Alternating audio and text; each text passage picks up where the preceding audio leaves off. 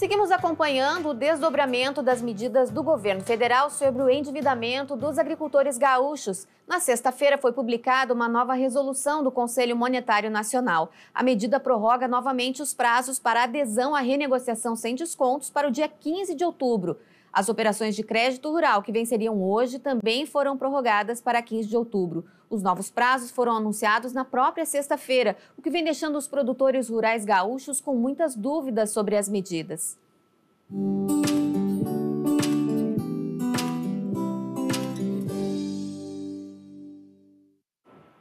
Vamos até a plataforma Grão Direto falar com o analista de mercado, Juan Seni. Tudo bem, Juan? Tudo ótimo por aqui, Thaís. Na semana passada tivemos o relatório mensal de oferta e demanda mundial, que sempre mexe um pouquinho com os números em Chicago. Como é que foi essa repercussão? Bom, Thaís, o relatório que é tão aguardado pelo mercado, ele foi observado, porém não trouxe surpresas diante da expectativa do mercado. Falando de soja, ainda se manteve uma expectativa extremamente alta em relação à oferta mundial, considerando também a safra 2024-25 do Brasil, que foi mantida em 169 milhões de toneladas. Porém, há muita coisa que pode acontecer daqui para frente. Pois é, e o plantio da safra brasileira de verão começa numa situação drástica em função das secas e queimadas no centro do país. Como está a opção do produtor no caso da soja, Juan? O cenário ainda é bastante impreciso, principalmente quando a gente olha para o clima, né? Havia previsões da chegada de algumas chuvas irregulares nessa próxima semana, mas isso já acabou sendo descartado. Tudo indica que esse mês ainda vai continuar sendo com bastante escassez de chuva, com exceção do sul e no noroeste, ou melhor, no norte do Brasil. Quando a gente olha para o cenário Brasil, esse atraso pode trazer, sim, novas altas de preço, principalmente considerando o risco, né, retorno do plantio dessa cultura, que acaba postergando ainda mais o início da safra no Brasil e principalmente no Mato Grosso. Lembrando que em algumas regiões ainda a restrição do vazio sanitário, mas nesse mês já encerra praticamente em boa parte do país, o que já libera o plantio de forma tranquila e sem nenhum tipo de empecilho, aí ficando exclusivamente a depender do clima. Bom, em relação ainda ao relatório, é uma safra mundial volumosa, né? Como é que deve se comportar o preço aí? Como é que você espera que o produtor brasileiro esteja observando o comportamento do preço para tomar a sua decisão?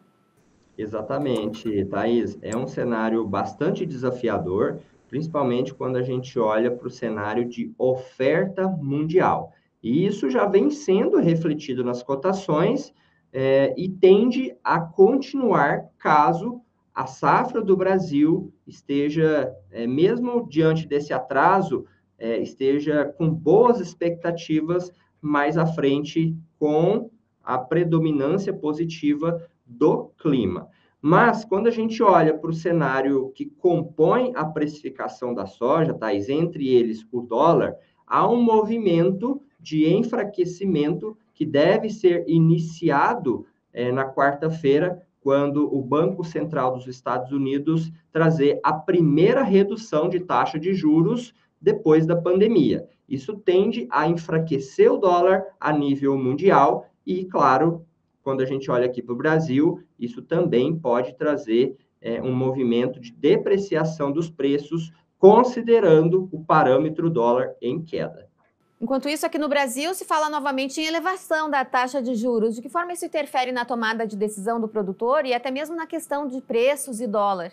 Isso, Thaís. Quando a gente olha para o cenário de elevação de taxa de juros para o Brasil, a gente também vê um cenário de enfraquecimento do dólar. Por quê? Há uma entrada de capital estrangeiro no Brasil e, consequentemente, fortalece o real. Então, temos dois cenários, tanto da alta de taxa de juros no Brasil e da queda nos Estados Unidos, que favorecem a desvalorização do dólar a nível mundial. isso não deve trazer impactos imediatos, mas considerando um médio prazo, principalmente nos últimos meses do ano, pode trazer sim um movimento de depreciação da moeda norte-americana aqui no Brasil.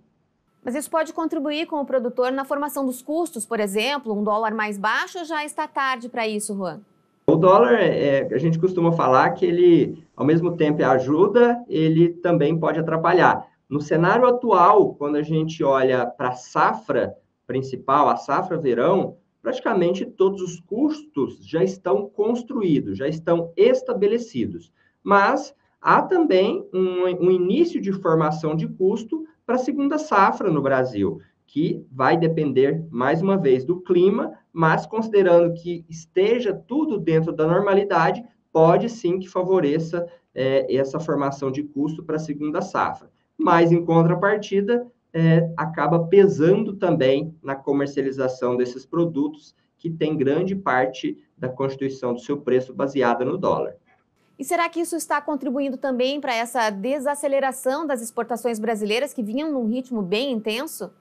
Um pouco, Thaís. Quando a gente olha para o cenário da soja, vendas de soja, o Brasil tem até o maior compilado, ou seja, de janeiro a agosto de todos os anos. Então, já temos quase 85 milhões de toneladas exportadas e deve chegar bem próximo de 90 milhões no final desse mês. Então, o cenário para a soja, apesar de estar num movimento de queda, ainda é bastante aquecido. Agora, quando a gente olha para o milho, o cenário que se esperava era um aumento, um aquecimento das vendas do cereal no cenário internacional, e infelizmente isso não vem acontecendo da forma que se esperava, principalmente por conta de uma lentidão de negociações por parte da China. A China, que vem passando por um cenário bastante delicado em relação à sua economia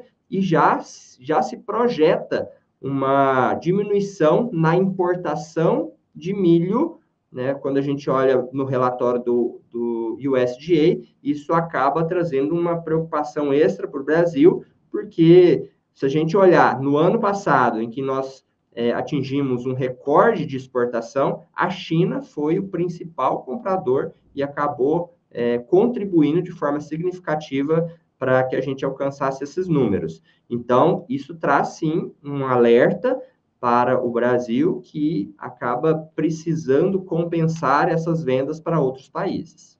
Bom, em relação ao milho, a gente teve, da mesma forma, uma pequena redução no relatório de oferta e demanda do USDA, né, Juan?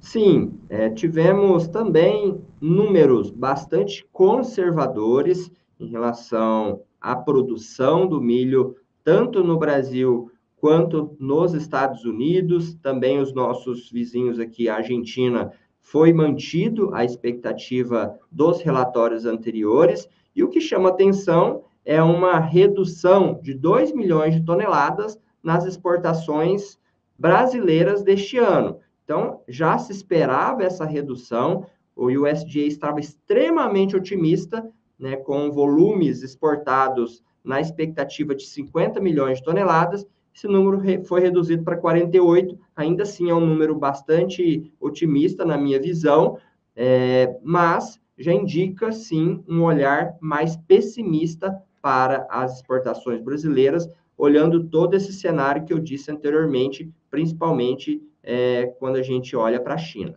E no mercado interno, teve uma pequena alta na B3, é isso?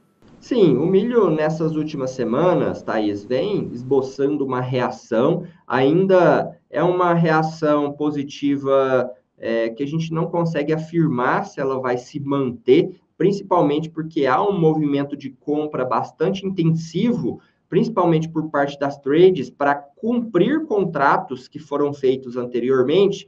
Então, finalizando esses contratos, há uma dúvida, na minha visão, em relação a essa manutenção dos preços nesses patamares, mas não podemos esquecer, né, que os Estados Unidos está chegando aí com a colheita bastante avançada de milho e tende a ser um concorrente bastante acirrado, né, na exportação do milho brasileiro. Então, é o mercado interno que tende a ditar essas movimentações de preço, que vendo esse cenário, tende a pressionar as compras, ou seja, diminuir as compras para que haja uma possível desvalorização de preço e eles consigam comprar em preços melhores. Do outro lado da moeda, temos o produtor que, após vender de forma significativa no momento da colheita, principalmente para quitar as dívidas ali pontuais, agora segura, fica bastante cauteloso em relação às vendas de milho,